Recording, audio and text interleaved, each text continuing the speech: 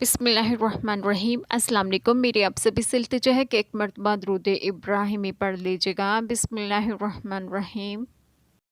اللہم صلی علی محمد وعلی آل محمد کما صلیت علی ابراہیم وعلی آل ابراہیم انک حمید مجید۔ اللہم بارک علی محمد وعلی آل محمد کما بارکت علی ابراہیم وعلی آل ابراہیم انک حمید مجید۔ بسم اللہ الرحمن الرحیم۔ پھر اے محبوب صلی اللہ علیہ وآلہ وسلم، اگر وہ تم سے حجت کریں تو فرما دو میں اپنا منہ اللہ کے حضور صلی اللہ علیہ وآلہ وسلم جھکائے ہوں، اور جو میرے پیرو ہوئے اور کتابیوں اور ان پڑھوں سے فرماؤ کیا تم نے گردن رکھی؟ بس اگر وہ گردن رکھیں جب تو راہ پا گئے، اور اگر منہ پھیریں تو تم پر تو یہی حکم پہنچا دینا ہے، اور اللہ بندوں کو دیکھ رہا ہے۔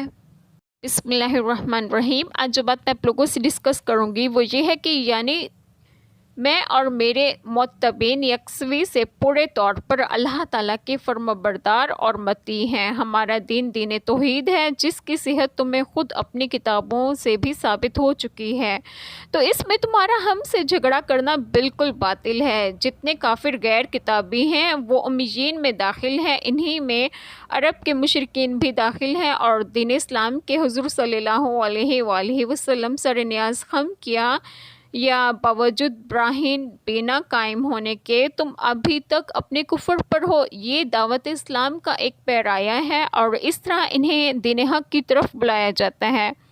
نبی پاک صلی اللہ علیہ وآلہ وسلم نے حکم پورا کر ہی دیا، اس سے انہوں نے نفع نہ اٹھایا تو نقصان میں وہ رہے۔ اس میں آپ صلی اللہ علیہ وآلہ وسلم کی تسکین کی خاطر ہے کہ آپ صلی اللہ علیہ وآلہ وسلم ان کے ایمان نہ لانے سے نہ رنجیدہ ہوں اور نہ ہی غمگین ہوں۔ اللہ تعالی ہم سب کے تمام گناہوں کو معاف فرمائے اور ہمیں صراط مستقیم کی راہ پر گامزن کریں، اور آپ سب کو آپ کے گھروں میں خوش و خرم رکھیں اور صحت و تندرستگی بھی دیں۔ آمین۔ جزاک اللہ خیر۔